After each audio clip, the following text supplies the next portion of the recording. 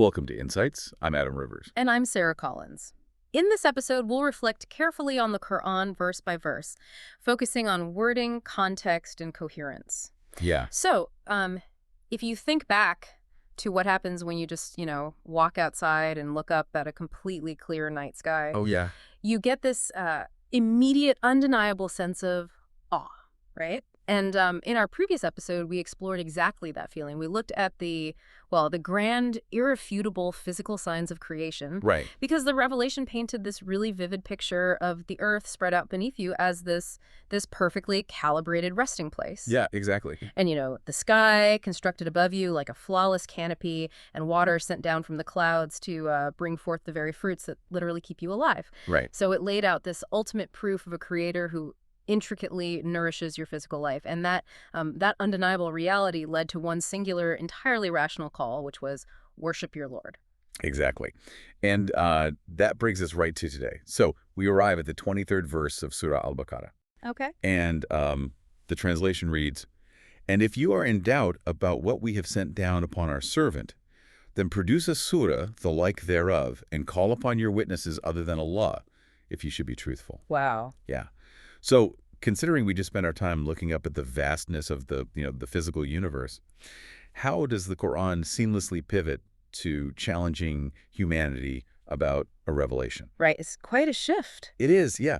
To fully grasp this, you really have to look at the brilliant logical transition happening right here. Okay. Because the revelation is moving you from the undeniable proofs of lordship in the physical creation like the universe directly to the proof of lordship in the revelation. I see. It's basically a flawless step. Like if the creator is the one who sustains your physical body with, rain and crops, Right. then it logically dictates that he is the exact same creator sustaining your spirit with revelation. It's kind of like building a house, isn't it? Yeah. How so? Well, you don't start arguing about what color to paint the living room walls before you've actually poured a solid concrete foundation. Oh, right. Exactly. So the Quran is proving the absolute perfection of the source first. It's establishing an architecture of absolute certainty long before it ever hands you a specific rule or law to follow. That's a great way to put it. It anchors you in the undeniable reality of who is speaking. Yeah. It proves that the one guiding your life is the very same one who created it. So you weren't just being handed, like, a list of moral laws in a vacuum. Right. You are being entirely enveloped in this context of ultimate care. Right. But that flawless foundation immediately collides with a very raw human problem.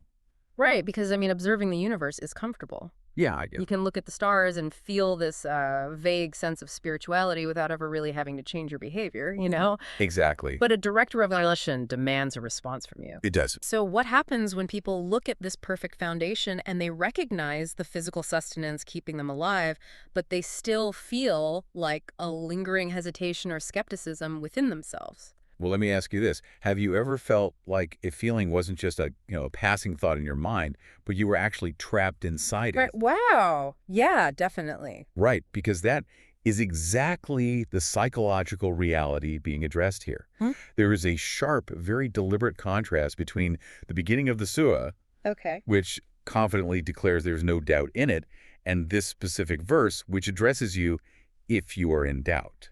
Oh, I see. Yeah, so the flaw being highlighted here isn't in the revelation. The flaw is entirely in the human being's position relative to it. Interesting. The Arabic phrase used is rayb, which literally translates to being in doubt. Okay. And it uses this intense spatial imagery, describing doubt not just as a fleeting idea, but as an actual envelope. Envelope. Yeah, an environment. It's a space that people actively live inside. Wait, hold on.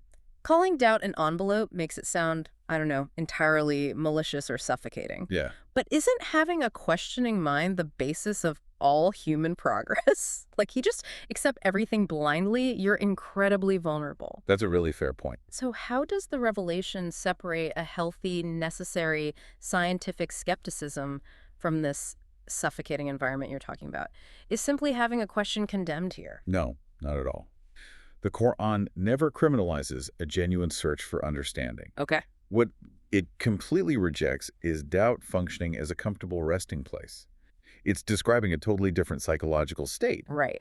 It rejects doubt when a person uses it as like a dark room to hide inside, simply to avoid making a commitment to the truth. I see what you mean. Think of it like someone who wants to get healthy, right? Yeah. They spend years researching the absolute perfect fitness routine. They buy the books, they watch the videos. But they never actually go to the gym. Exactly. They never go to the gym. Yep. And they use the excuse that they still have questions about the routine. Right, right. But really, they just don't want to do the hard work of exercising.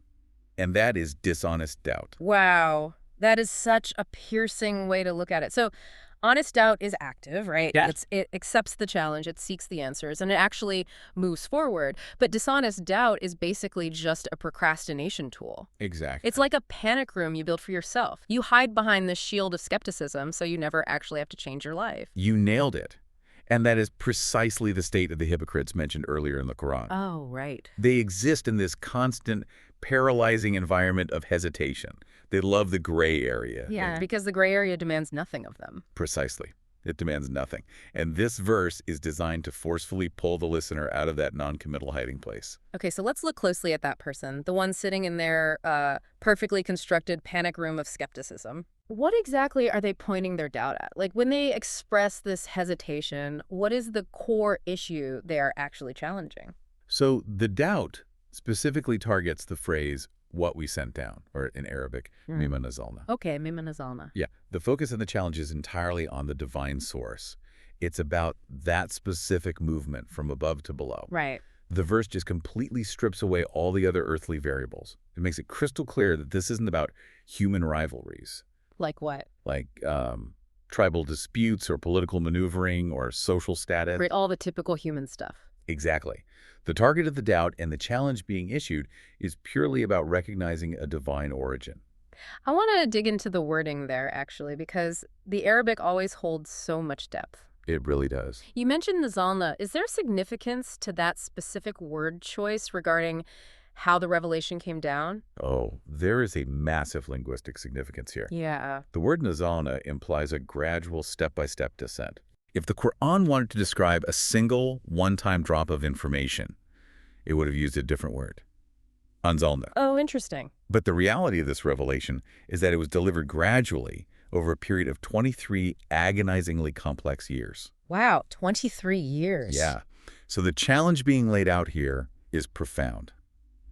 You are being asked to match something that dynamically engaged with unfolding reality. Right. That addressed live events, it responded to shifting human objections, navigated times of brutal war and fragile peace, and dealt with immense personal loss over more than 2 decades. That is staggering when you think about it practically. Right. Imagine trying to write a cohesive book, but you can only write it one paragraph at a time. Yeah. And you have to do it in response to whatever random crisis is happening to you that exact day over 23 years. And you can't edit it.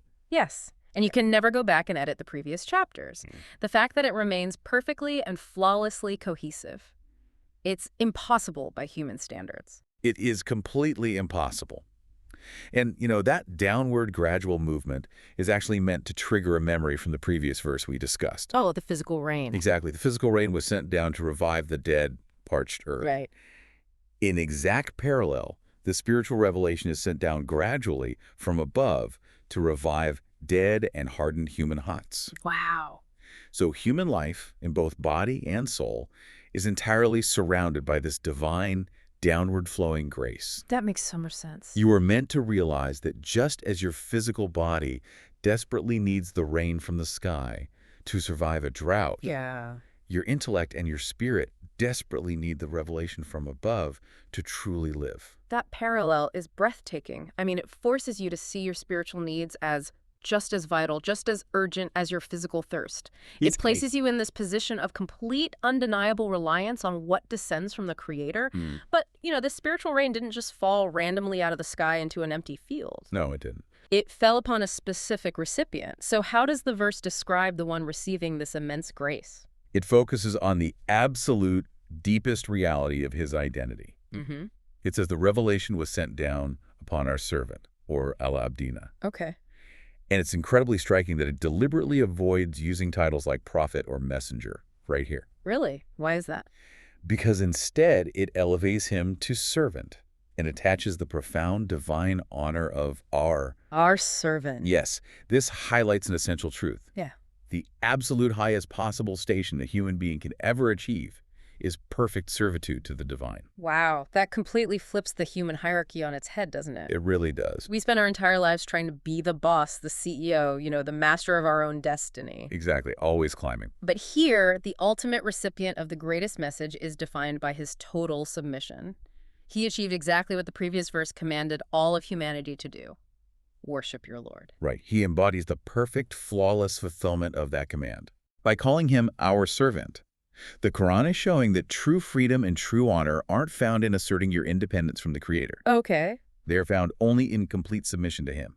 If the ultimate messenger is described simply yet profoundly as a servant, how does understanding that level of deep humility change the way you or I must approach the revelation? That's the key question. It seems to imply that your internal posture completely dictates your ability to comprehend the message, right? It dictates absolutely everything. Yeah. Correct reception of the revelation requires you to embrace your own servitude. Okay. If a person approaches this message with arrogance, feeling intellectually self-sufficient or morally superior, that arrogance acts as a massive, impenetrable concrete wall. Oh, wow. You cannot fully grasp the words of the ultimate servant if your heart is filled to the brim with pride. That makes so much sense. It completely blocks you from understanding a message that was deliberately delivered to God's servant.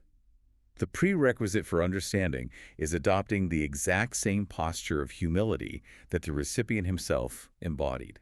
You really have to recognize your own neediness. You have to admit you are thirsty before you can actually drink the water. Perfectly said. So let's go back to the individual who is currently trapped in that envelope of doubt. Right, the guy in the panic room. Exactly. They are sitting in their panic room, blinded by their pride, totally comfortable in their skepticism. What exactly is the practical challenge laid out to force them out of that room? The practical challenge is brilliantly simple on the surface, but devastating in reality. It says, produce a surah. Just one. Just one. A surah is the minimal structural unit of the Qur'an.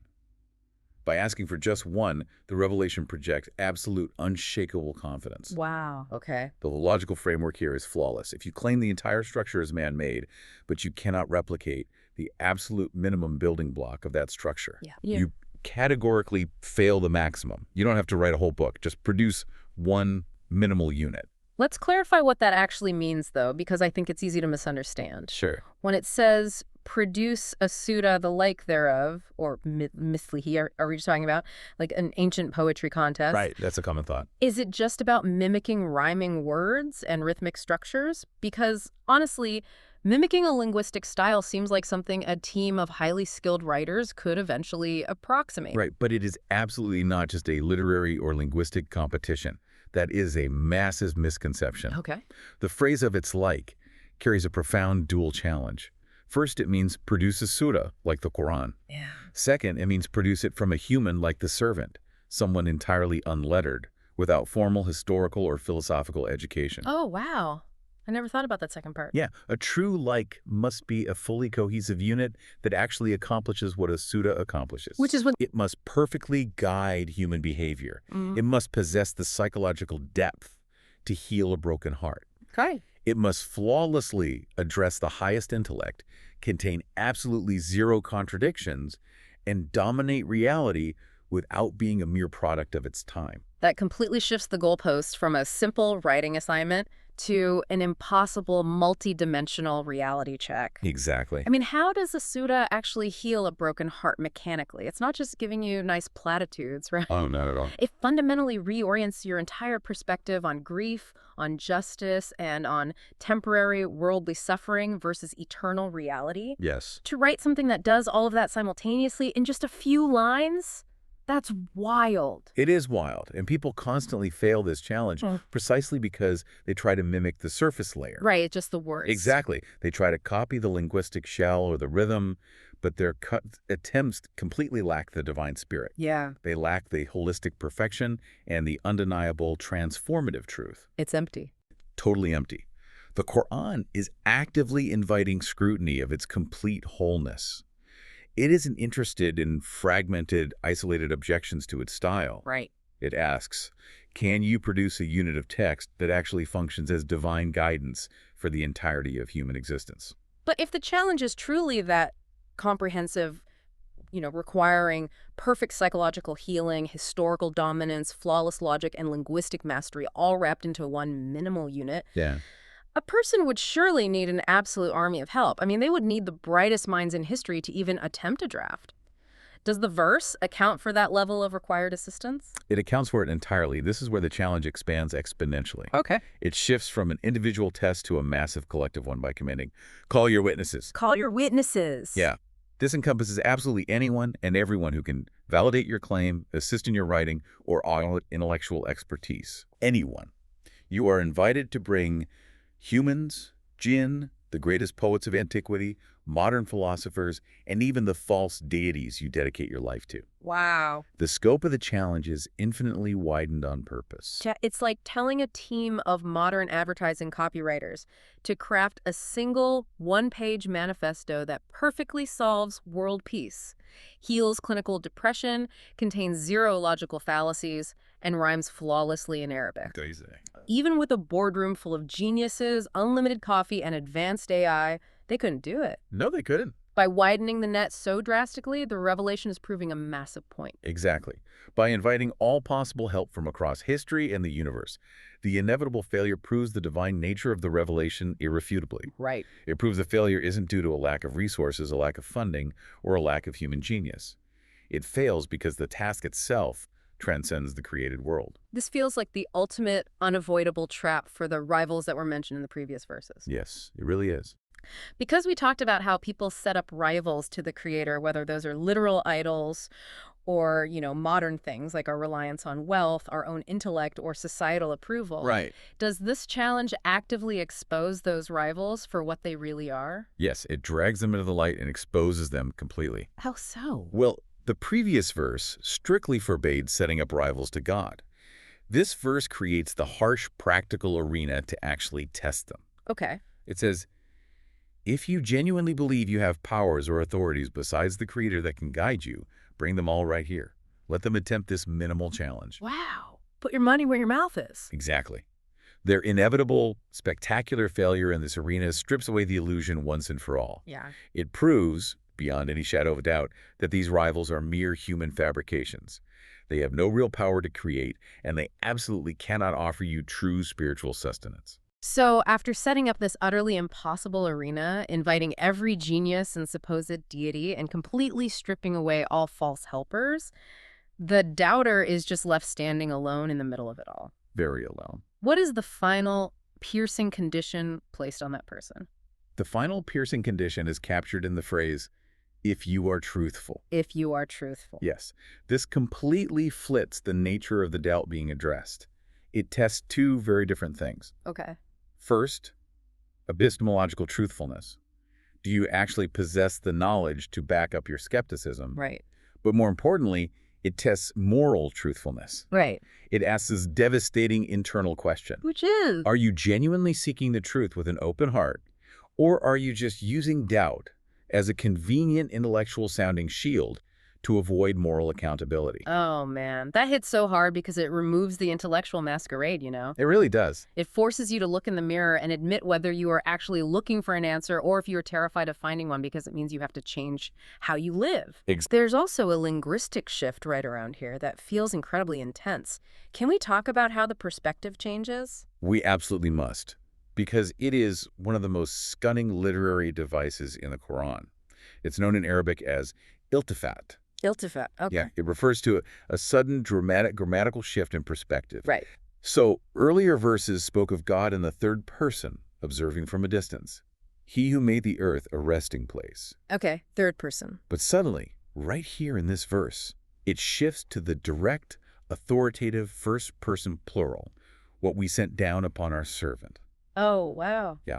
It forcefully, almost aggressively, moves you from passively observing the universe to standing directly before the divine as he speaks directly to you. It's like watching a movie where you are comfortably eating popcorn, observing the characters from a distance, Right. and suddenly the main character turns, looks directly into the camera, and breaks the fourth wall to address you by name. That is the perfect analogy. It completely changes the dynamic from a passive, safe observation to a direct, inescapable confrontation.